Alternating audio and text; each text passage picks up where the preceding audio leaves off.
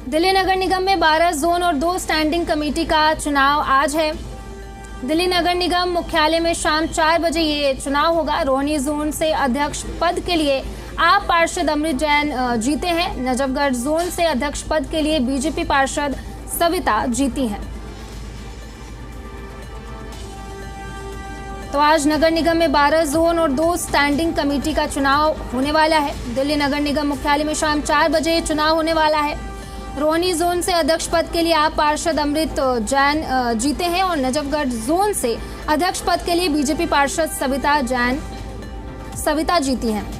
Najafgarh zone से अध्यक्ष पद के लिए सविता जीती हैं। दिल्ली नगर निगम में 12 जोन और 2 स्टैंडिंग कमेटी की आज चुनाव होने वाली है। नगर निगम मुख्यालय में शाम 4 बजे ये चुनाव होने वाला है। रोहिणी जोन से अध्यक्ष पद के लिए आप पार्षद अमृत जैन जीते हैं। नजफगढ़ जोन से अध्यक्ष पद के लिए बीजेपी पार्षद सविता जीती हैं। तो ये बड़ी जानकारी आपको बता रहे हैं। दिल्ली में नगर निगम में 12 जोन और 2 स्टैंडिंग कमेटी का चुनाव आज होने वाला है। नगर निगम मुख्यालय में शाम 4 बजे ये चुनाव होने जा रहा है।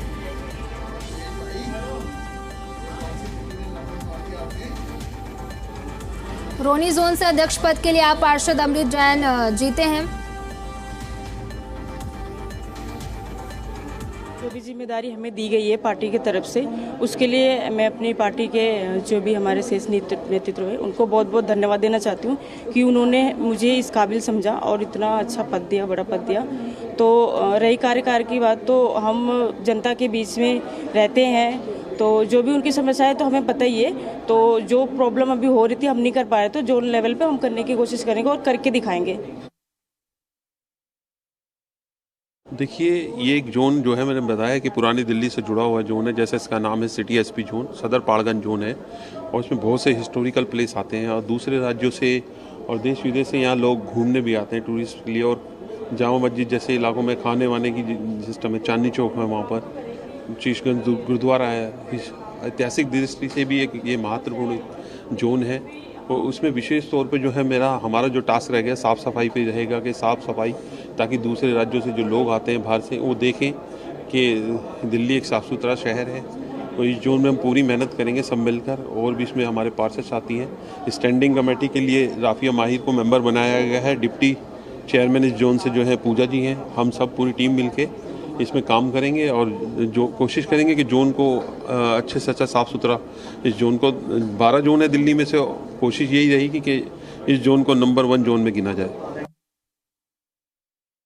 सबसे पहले तो मैं अरविंद केजरीवाल जी का शुक्रिया अदा करना चाहूँगी। उसके साथ साथ हमारे पूर्व एमएलए शोएब इकबाल साहब और करंट एमएलए आली भाई का जो है मैं शुक्रिया अदा करना चाहूँगी और पार्टी के शेष नेतृत्व का और हमारे लीडर ऑफ अपोजिशन अंकुश नारंग जी का शुक्रिया अदा करना चाहूँगी कि उन्होंने एक छोटे से कार्यकर्ता को इतनी बड़ी जिम्मेदारी दी है।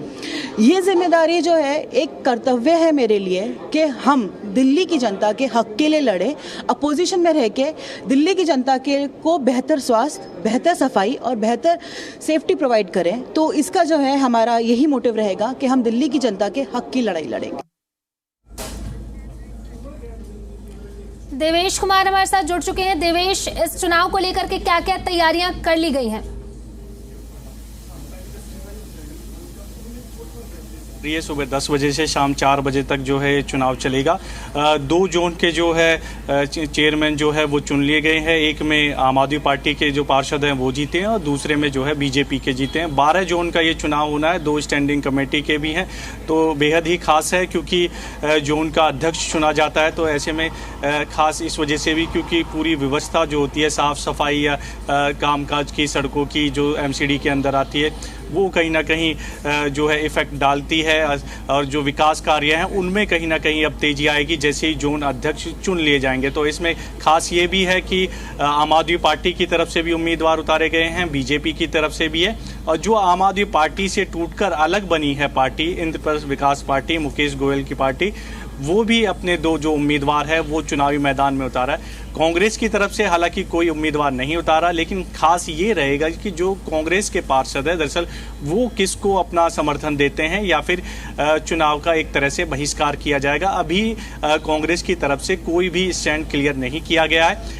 सौरभ भारद्वाज जो कि आम आदमी पार्टी के लीडर भी हैं और प्रदेश अध्यक्ष हैं, दरअसल उन्होंने भी सोशल मीडिया एक्स पर पोस्ट किया था, बाकायदा लिखा था कांग्रेस का नाम कि कांग्रेस और जो बीजेपी की साठगांठ है वो इस चुनाव में सामने आ जाएगी कि अगर कांग्रेस बीजेपी को समर्थन देती है तो। दरअसल पूरी सियासत इस स्टैंडिंग कमेटी और जो जोन के जो चुनाव है उनको लेकर भी दिल्ली में देखने को मिल रही है। जो वोटिंग प्रक्रिया है वो सुबह 10 बजे से लेकर शाम 4 बजे तक चलेगी और 4 बजे के बाद जो है 12 जोन का जो रिजल्ट है वो सामने आ जाएगा कि आम आदमी पार्टी के कितने जोन के अध्यक्ष बने हैं, बीजेपी के कितने, और जो नई पार्टी बनी है आम आदमी पार्टी से टूटकर इंद्रप्रस्थ विकास पार्टी, क्योंकि 2 उम्मीदवार उन्होंने भी उतारे हैं, उनको कितना इसमें मिलता है, क्या बीजेपी उनको समर्थन देती है। हो सकता है कि बीजेपी की तरफ से उनको समर्थन दिया जाए, क्योंकि हाल ही में जो इंद्रप्रस्थ विकास पार्टी है उसके जो नेता हैं मुकेश गोयल, उन्होंने सीएम से भी मुलाकात की थी और फिर और कई बीजेपी के लीडर थे जिनसे